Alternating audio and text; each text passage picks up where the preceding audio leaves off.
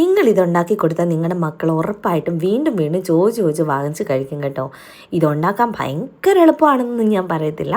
കുറച്ച് ക്ഷമയുണ്ടെങ്കിൽ ഈസി ആയിട്ട് ഉണ്ടാക്കിയെടുക്കാവേ. അപ്പോൾ അതിനായിട്ട് 2 കപ്പ് മൈദയിലേക്ക് 1 ടേബിൾ സ്പൂൺ പഞ്ചസാര, 1/4 ടീസ്പൂൺ ഉപ്പ്, 1/2 ടേബിൾ സ്പൂണോളം ഈസ്റ്റ് ഇത്രയും ചേർത്ത് ചെറു ചൂടുവെള്ളം ഒഴിച്ച് നല്ലപോലെ സോഫ്റ്റായിട്ട് കുഴച്ചെടുത്തിട്ട് ഒരു നനഞ്ഞ തുണിയിട്ട് മൂടി 1 മണിക്കൂറൊന്ന് റെസ്റ്റ് ചെയ്യാൻ വേണ്ടിയിട്ട് മാറ്റി വെക്കാം. എന്നിട്ടൊരു ചോക്ലേറ്റ് എടുക്കുക, അതിനെ ചെറുതായിട്ട് കട്ട് ചെയ്തിട്ട് കുറച്ച് ബട്ടറും കൂടെ ചേർത്ത് ഡബിൾ ബോയിലിംഗ് മെത്തേഡ് വഴി നമുക്കതൊന്ന് മെൽറ്റ് ചെയ്തെടുത്ത് വെക്കാവേ. അപ്പോഴത്തേക്കും നമ്മൾ ആദ്യം കുഴച്ച് വെച്ച നമ്മുടെ മാവ് ഒന്ന് പൊങ്ങി വന്നിട്ടുണ്ടാവും. അതിന് ഇതുപോലൊന്നാക്കിയിട്ട് ചെറുതായിട്ട് ഈക്വൽ പീസസ് ആയിട്ട് ഒന്ന് കട്ട് ചെയ്തെടുക്കണേ. ഞാൻ കട്ട് ചെയ്ത് വന്നപ്പോൾ എല്ലാം ഈക്വലായിട്ടൊന്നും കിട്ടിയില്ല, എന്നാലും കുഴപ്പമില്ല. ഓരോന്നിനും ഓരോ ബോളാക്കി നമുക്കങ്ങ് മാറ്റി വെക്കാം.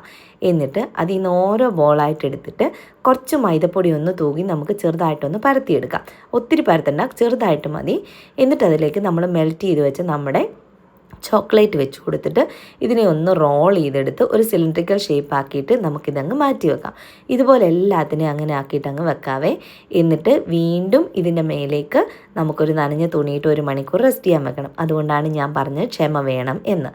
ഇനി ഇതിൻ്റെ മേലേക്ക് തുണിയിട്ട് നമുക്ക് 1 മണിക്കൂറൊന്ന് റെസ്റ്റ് ചെയ്യാൻ വെക്കാം. അപ്പോഴത്തേക്ക് ഇതൊന്നുകൂടെ വലുതായി വന്നിട്ടുണ്ട്.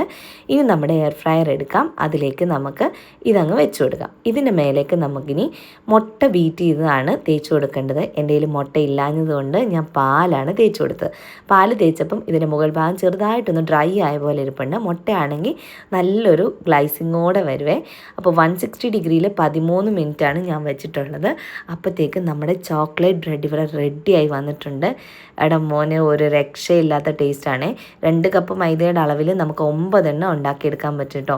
ആദ്യത്തെ 3 എണ്ണം ചക്ക അപ്പം തന്നെ അങ്ങ് തിന്ന് തീർത്തു. ഭയങ്കര സോഫ്റ്റാണ്, നല്ല അടിപൊളി ടേസ്റ്റും. അപ്പോൾ നിങ്ങൾ എന്തായാലും ട്രൈ ചെയ്ത് നോക്കുക, നിങ്ങളുടെ മക്കൾക്ക് ഉണ്ടാക്കി കൊടുക്കുക.